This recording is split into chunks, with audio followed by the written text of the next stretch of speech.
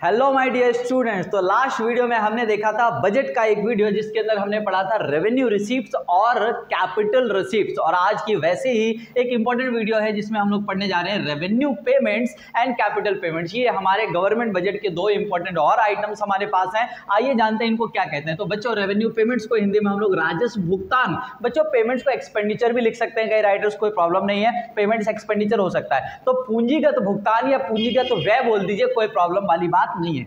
तो अगर आपने प्रीवियस वीडियो को देखा है तो आपको ये वीडियो बहुत ही आसान लगेगी और वही सारे पॉइंट्स हमारे लगभग सेम है। बस आपको ये ध्यान रखना होता है यहाँ पर कि एसेट्स पे क्या फर्क पड़ेगा और लायबिलिटीज पे क्या फर्क पड़ेगा गवर्नमेंट की। अगर आपने फर्स्ट वीडियो को नहीं देखा है तो प्लीज रिक्वेस्ट है आप उसे जाकर देख लीजिएगा। आइए इस वीडियो को कंटिन्यू करते हैं। कॉन्सेप्ट क्या है 3 से 4 नंबर में आपके एग्जाम में। तो देखिए बच्चों, जैसा कि पिछले वीडियो में मैंने बताया था, रेवेन्यू वर्ड, जहां पर ये रेवेन्यू वर्ड आ जाना यार, वहां पर बता देना कि ये जो है रिकरिंग नेचर का होता है। क्या होता है बच्चों? रिकरिंग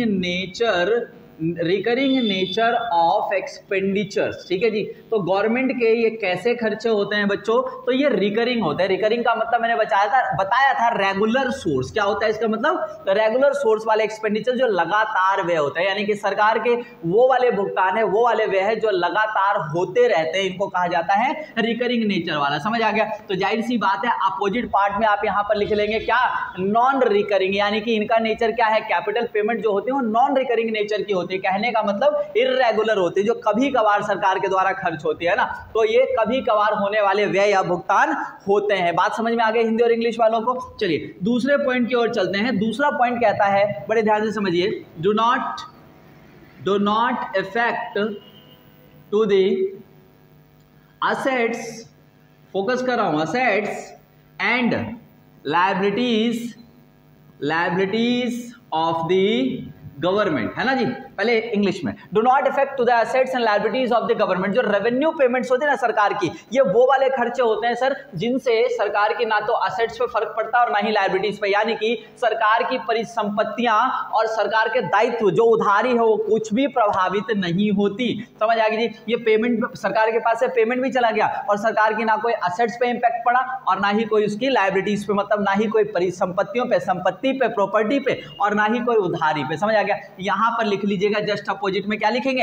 अफेक्टेड, है ना जी। इंपैक्ट पड़ता है तो यहां पर कहेंगे यस, यहां पर पड़ता है सर, यहां पर लिख देंगे कि effect to the assets and liabilities of the government. या तो सरकार के असेट्स पे फर्क पड़ेगा या तो लायबिलिटीज पे फर्क पड़ेगा, सरकार की परिसंपत्तियों पर फर्क पड़ेगा या दायित्व पर फर्क पड़ेगा इन वाले पेमेंट से। समझ आ गया? तो इसी को लेकर हम डेफिनेशन क्रिएट करते हैं इनकी कि रेवेन्यू पेमेंट्स और इनके डेफिनेशन क्या है। आइए डेफिनेशन क्रिएट कर ले। डेफिनेशन क्या बनाया मैंने कहा those all payments of the government budget. Government budget की ये वो वाले पेमेंट है सर, गवर्नमेंट में जितनी भी, गवर्नमेंट बजट में जितनी भी पेमेंट लिखी जाती है, आपको पता है 2 कैटेगरी में बांटा था, रेवेन्यू पेमेंट और कैपिटल पेमेंट। तो ये कह रहा है those all payments of the government budget from which, अभी पढ़ा ना हमने, कोई भी एसेट्स और लायबिलिटी फर्क नहीं डालेगा। तो देखिए from which neither increase in any assets, ना तो किसी एसेट्स इंक्रीज होगी गवर्नमेंट की और ना ही कोई लायबिलिटी डिक्रीज होगी। बच्चों सरकार के पास से पेमेंट भी चला गया, सरकार ने खर्च भी कर दिया और सरकार की कोई एसेट्स बढ़ी भी नहीं। यार कुछ बढ़ना तो चाहिए था, प्रॉपर्टी बढ़ जाती, कोई सरकार की एसेट्स बढ़ जाती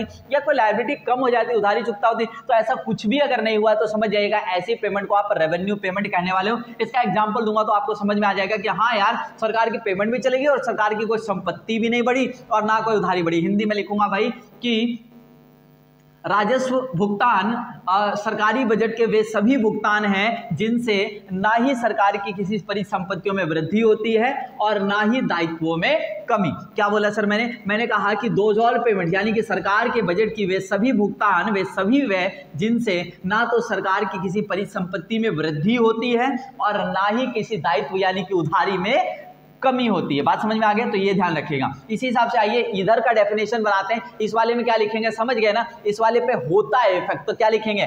either increase in any asset, क्या लिखेंगे sir? Those all payments of the government budget, इतना सेम रहेगा। Those all payments of the government budget from which either, क्या लिख देंगे? Either increase in any assets, या तो किसी एसेट्स में बढ़ोतरी हो जाएगी, एंड यहां पर लिख दीजिएगा और decrease in any liability of the government, या तो कोई असेट्स आपकी जो है बढ़ जाएगी सरकार की, या कोई लायबिलिटी कम हो जाएगी। बात समझ में आ गई? आइए मैं एक डेफिनेशन यहां पर लिख देता हूं इसकी, फिर एग्जांपल पढ़ेंगे। देखिए बच्चों, तो क्या लिखा मैंने, सरकारी बजट के वे सभी भुगतान, भाई सरकारी बजट के वो सभी भुगतान जिनसे या तो सरकार की परिसंपत्तियों में वृद्धि हो जाएगी, सरकार की कोई असेट्स बढ़ जाएगी। पहले भी हमने कहा कि असेट्स लायबिलिटी पे फर्क पड़ता है, तो क्या पड़ेगा, या तो सरकार की कोई संपत्ति बढ़ जाएगी या तो दायित्वों में कमी हो जाएगी, है ना। Those all payments of the government budget from which either increase in any assets, या तो कोई सरकार की असेट्स बढ़ जाएगी पेमेंट की वजह से, या कोई दायित्व लायबिलिटी घट जाएगी। समझ आ गई? आइए एग्जांपल देख लेते हैं इनके एग्जांपल्स क्या है। तो सर जैसे एग्जांपल की अगर मैं बात करूं, तो जैसे सरकार के रेगुलर एक्सपेंसेस की मैं बात करूं, तो सैलरी, है ना, salary provided by the government, salary provided by the government, government जो सैलरी दे रही है भैया, सैलरी सिर्फ मत लिखना, salary provided by the government, government जो सैलरी प्रोवाइड करती है लोगों को, भाई एम्प्लॉई जब बहुत सारे काम करते हैं तुम्हें पता है वो सब। खुद से बताइए, सरकार का खर्च हो गया, क्या सरकार की कोई संपत्ति बढ़ी, सरकार का कोई डेवलपमेंट हुआ, देश के अंदर कोई ऐसा डेवलपमेंट कार्य नहीं हुआ सर, तो ये क्या हो गया, कोई सरकार की उधारी कम हो गई, नहीं सर कोई उधारी भी चुकता नहीं हुई। इसके अलावा क्या हो सकता है, सरकार के द्वारा मान लीजिए कि डोनेशंस, है ना, डोनेशंस, सब्सिडी है ना, ETC provided by the government, provided by the government. तो गवर्नमेंट ये सब चीजें देती रहती है। भाई लाडली योजना का अमाउंट मिलता है लाडलियों को, लाडलों को तो नहीं मिलता कुछ, लेकिन लाडलियों को मिलता है ना, वृद्धावस्था पेंशन, ओल्ड एज पेंशन मिलता है। ये सारी चीजें जो खर्चे हैं ये सब गवर्नमेंट के, इंटरेस्ट वगैरह जो दे रही है, ये सब क्या है, रेवेन्यू पेमेंट्स के एग्जाम्पल है। ऐसे ही कैपिटल पेमेंट्स का एग्जाम्पल हम लोग पढ़ लेते हैं कि कैपिटल पेमेंट, हमने कहा वो सारे एक्सपेंस होंगे जिनसे या तो सरकार की कोई असेट्स बढ़ेगी, तो देखो any assets purchased by the government, government ने कोई असेट्स परचेज करे, यानी assets purchase by the government in abroad, भाई अब्रॉड में कोई असेट्स खरीद लिया। इसके अलावा दे सकता हूं मैं यहाँ पर जैसे invested in foreign shares debentures by the government, या हमारी गवर्नमेंट ने किसी को लोन दे दिया, किसी को भी, इनर कंट्री बाहर की कंट्री किसी को भी दे दिया। समझ आ गया? ये सब क्या डेवलप कर रहे हैं, असेट्स को डेवलप कर रहे हैं। अब मान लीजिए यहाँ पर रीपेमेंट कर दिया, सरकार ने जो उधार ले रखा था वो वापस कर दिया, repayment of loan to the RBI, भाई RBI से जो लोन ले रखा था वो वापस कर दिया, तो आपकी लायबिलिटी, सरकार की लायबिलिटीज क्या हो गई, सरकार के दायित्व कम हो गए, इसकी वजह से ये पूंजीगत भुगतान हो गया। समझ आ गया? तो उम्मीद करता हूं ये भी पार्ट आपको समझ में आ गया होगा। बजट के ऑलरेडी 2 पार्ट इससे पहले अपलोड हो चुके हैं, अगर आपने नहीं देखा उसको देखिएगा। वीडियो पसंद आई हो लाइक कर दीजिएगा, सब्सक्राइब कर लीजिएगा चैनल को, और अच्छा लगे तो आगे शेयर कर दीजिएगा। बाय बाय, टेक केयर, फिर मिलते हैं नेक्स्ट वीडियो।